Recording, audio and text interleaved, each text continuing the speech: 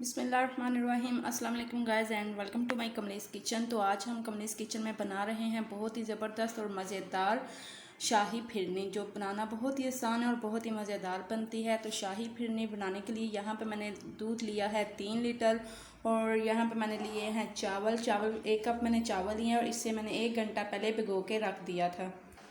तो जी गाइस, सबसे पहले हमने क्या करना है, दूध को उबालना है। दूध उबाल करने के लिए मैंने चूल्हे पे रख दिया और फ्लेम को करते हैं ऑन और इसको उबाल लेते हैं। ये फ्रीज़ किया हुआ दूध था, ये भी मैंने इसके अंदर ऐड किया है।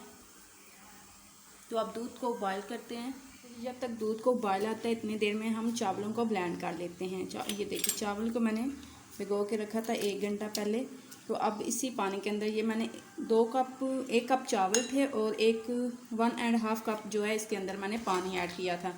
तो अब इसी पानी के अंदर ही हम चावलों को ग्राइंड करते हैं। तो चावलों को मैंने जग के अंदर ऐड कर दिया है, ये देखो। तो अब मैं मशीन को ऑन करती हूँ। तो चावलों को मैंने अच्छी तरह से पीस लिया है। तो अब मैं इसे बाउल में निकालती हूँ। तो ये देखिए, ये लिक्विड फॉर्म में तैयार हो चुके हैं।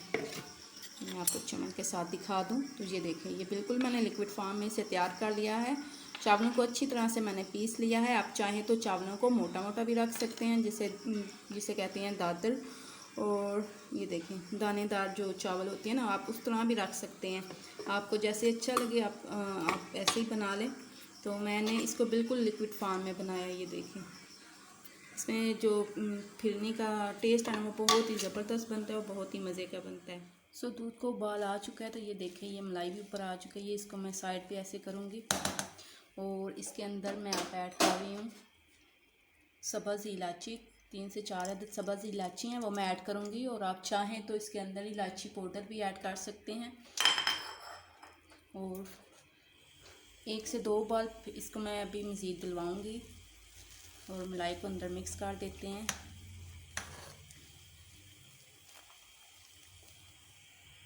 तो जी गाइस, 10 मिनट तक मैंने बिल्कुल स्लो फ्लेम पे इसको उबाल दिलवाए हैं। तो अब मैं इसके अंदर ऐड कर रही हूँ चावलों का पेस्ट जो मैंने तैयार किया था। बिस्मिल्लाह।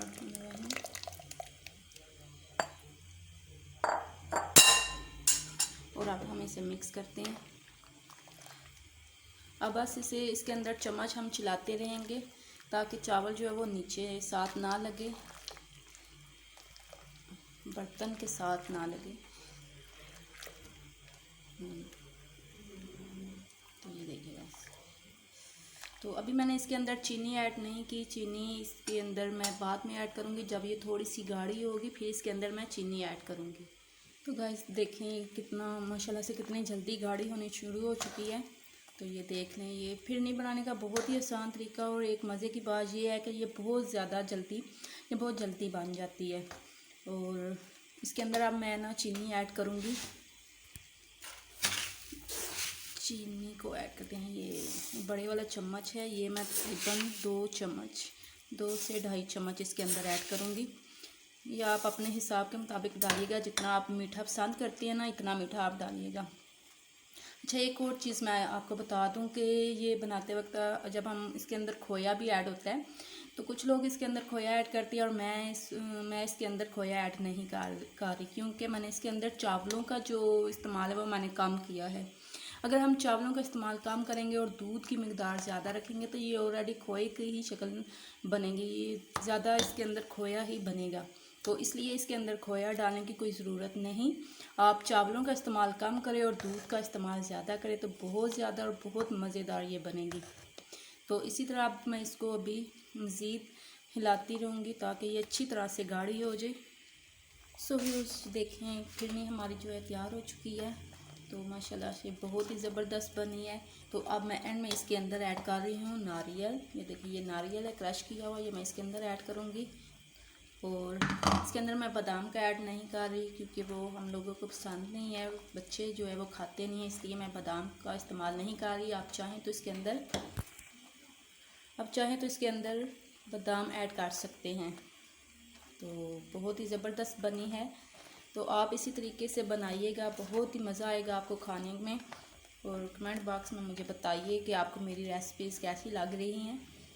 तो अभी मैं इसको मज़ीद 5 से 10 मिनट थिक करूँगी और उसके बाद फिर मैं फ्लेम को ऑफ़ कर दूँगी। جی 5 سے 10 منٹ میں نے مزید اس کو گاڑھا کیا ہے، تو یہ دیکھیں یہ کتنا گاڑھی ہو چکی ہے، تو یہ بالکل کھویا ہی بن چکا ہے۔ تو اب میں فلیم کو آف کروں گی اور فرنی کو ہم ٹھنڈا کر لیں گے۔ سو فرنی بن کے ہماری تیار ہو چکی ہے، تو اب میں اوپر سے باداموں سے گارنش کروں گی۔ بسم اللہ۔